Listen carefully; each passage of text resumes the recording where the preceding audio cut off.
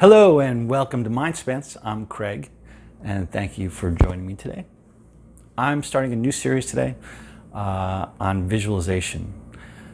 It is so important in all that we do within our meditation practice as it relates to healing and training our mind and dreaming, work, and all building sacred spaces and all these things that really help us get deeper and deeper and deeper in the meditation.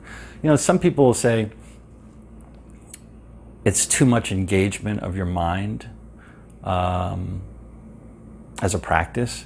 And I guess I could go along with that, but I don't think so, because at the end of the day, the point is, from my perspective, is to bring yourself down to this, get deep and release your attachments and face your fears and all the things that we want to do to sort of allow the true self that we were born as to flourish and blossom and be in that quiet place of joy and love.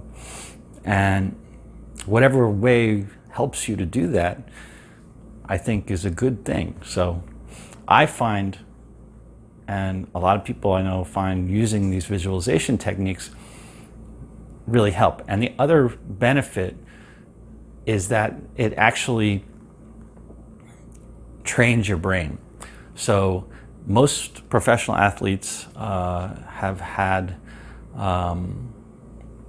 they use visualization techniques to improve their skills, and so or music or whatever. So I practice scales. I play piano, so I practice scales in my head, and it's almost as good as practicing because it builds neural connections and it improves my performance, and it also allows me to. I did this other video on skills, which is pretty fun to watch, so go check it out.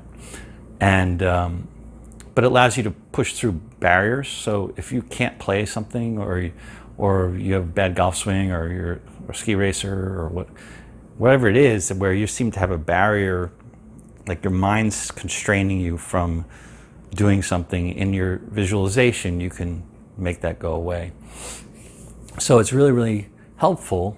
And it's also helpful because from a spiritual or meditative practice, it retrains our brain to recognize things like intuitions. It trains our brain to think about perception. It trains our brain to think about being outside, being connected outside of the physical body that we're in, and realizing that our energy pushes well beyond all that. And so all these things, using these visualization techniques, helps our practice. It helps my practice. Hopefully it'll help your practice. But like everything, you need to practice. And so I'm going to use this series to talk through a bunch of different really easy, fun exercises. These will be real short videos, and just things that you can do throughout the course of your day that are going to help you to have better visualizations and have more detail and more richness in your inward journey. I mean, it's a journey. You might as well take all the best tools in the world, and so sharpening your visualization skills is going to make that journey a lot more fun, a lot more interesting, and it'll keep you engaged in your practice so that you get to that point deeper and deeper. So let's do a quick stretch and breathe. In through your nose, stretch to the sky, hold it for a second, and then release out through your mouth. Relax your shoulders and your jaw, and we're good to go. So this is very, very simple. Let's think about something for a second. I want you to think about a pencil. So you have an image of a pencil in your mind. If you're from my generation, you probably, there was only one kind of pencil. There was a number 2 yellow pencil. You know, this like dark yellow pencil with the gray, with the pink eraser in the back. And now you have millions of different kinds of pencils, but that's what we had. And so you could say, think of a pencil, then think about a yellow pencil, think about a number 2 yellow pencil, and then you think about writing a note with the pencil. And then, so think about the kind of paper you're writing on. Is it school lined paper? Is it graph paper? Is it like pretty, really nice paper? So you have your pencil with all its details, and now you're writing on paper, and you have all the details of the paper and how the paper feels. Something you're very familiar with, right? And then you're writing a note to your mom. So now you're writing Dear Mom, and you're talking about your life as a child and how it was so great to have her around and how helpful she was and blah, blah, blah. And so now you're writing this thing. And so now in each phase of this, as you get more and more ingrained in the details, different images are going to arise. Memories are going to come up. You're going to start getting distracted by memories of different things or different times with your mom. And you want to keep, it's fine, that's all totally cool. But it's good to watch that because it's really helpful to know how your brain works and how it stores information and connects things all the time. So that's pretty cool.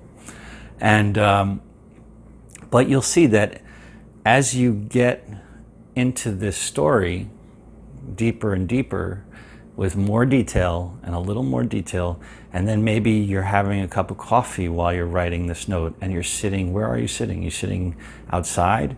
Are you sitting at the kitchen table maybe? Are you having coffee? Or are you having maybe a soda? Or are you having water with lemon maybe? You know, and you can see, you just go on and on and on. And then, is there something cooking? Do you smell, is there cookies maybe? Chocolate chip cookies cooking? And so you keep building this image and smells and sights and sounds and textures.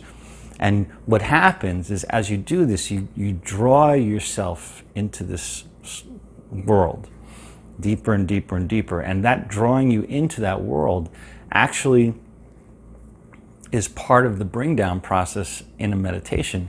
And when we talk about building sacred spaces. So what I'd like you to practice is that kind of an exercise just for a few minutes. You pick anything, any activity, anything you want to think about, and just start with something very basic and then add a layer of detail and add another layer of detail and add another layer of detail and keep adding layers and layers and layers and layers of details. And then at the end of it, like if this whole pencil story, change the pencil to a pen. And it's gonna like mess everything up for a minute. It's gonna rejuggle the entire brain. And it's sort of funny, or a marker or something else other than the initial thing, because that's sort of was the building block of this entire visualization practice, right? And it takes your mind a while, and watch how your mind starts to rejigger and new stories will change, things will change. You'll start to change. And so try that. And then the other thing is just in your daily life, every day, like if you're eating something that's really, really good, or you smell something that's really good, or you see something that's really beautiful, whatever, just stop for a minute and really try to recreate either the taste or the picture or the image or the smell, recreate it in your mind with your eyes closed. And it takes a while, but you'll get used to it, and it's something that you get really good at very fast.